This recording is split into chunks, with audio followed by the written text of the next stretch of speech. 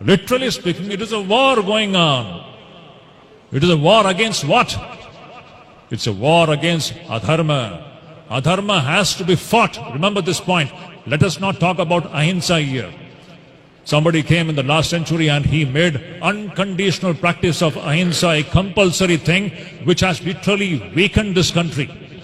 What we want is strength, capacity to resist evil. Swamiji has spoken about this very wonderfully. Ahimsa can be, absolute ahimsa can be practiced only by a small number of people. And for the common man and the common woman, remember, we should learn to resist evil. Whenever there is adharma, we should learn to resist it. There are three situations, especially in my assessment, which is very important. We have to fight back and not talk about ahimsa in three situations. Number one, when our country is in danger, what will you do? You will talk about ahimsa? When our rashtra, when our country is in danger, you will sit and talk about ahimsa. You have to fight back. Number one, for fighting back, you need Shakti. Is it not? Can you fight back without Shakti? You need Shakti, you need this divine. You need the Mahishasura Mardini spirit.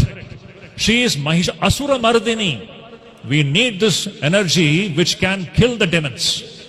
So first thing, to protect your country, to protect your rashtra. Second thing, to protect your dharma.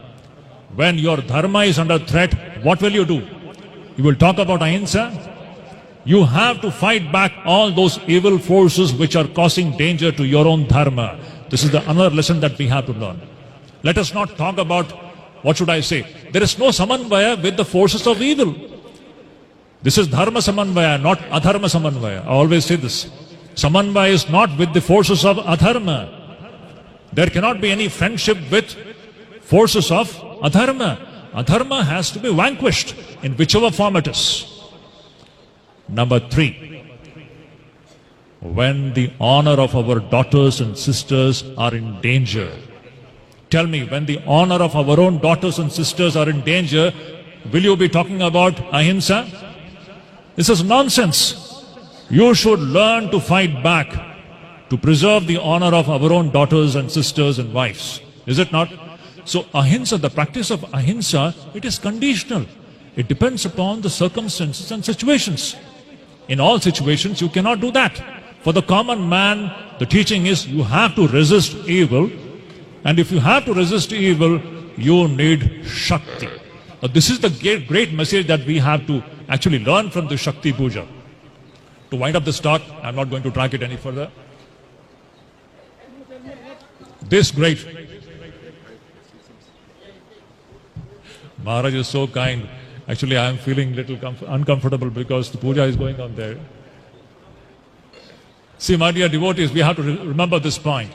So this ahimsa, we have been deluded with this idea. India has become weak because of that. Our neighbors have been hitting us repeatedly and we have been just sitting quiet. It is only in the last 10 years that we have learned to give it back. It should be like that.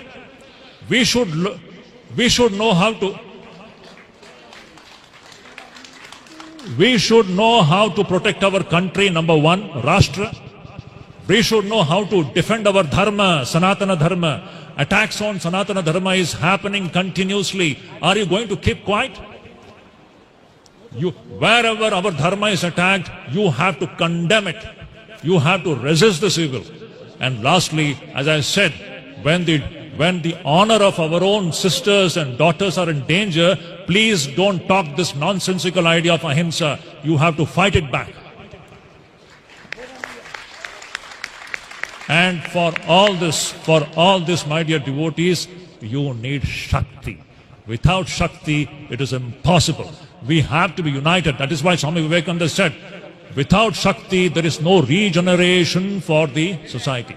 So, my dear devotees, this is the extract of this wonderful Shakti Puja. We should remember that it is by awakening this Mahishasura Mardini spirit. It is only by awakening this spirit that we can, really speaking, make our country and our society what it is. So, that line from Aigiri Nandini, the last one, Jaya Jaya He Mahishasura Mardini Ramya Kapardini Shaila Sute. This Mahishasura Mardini spirit, this is the one spirit with which we have to go back from this so-called puja.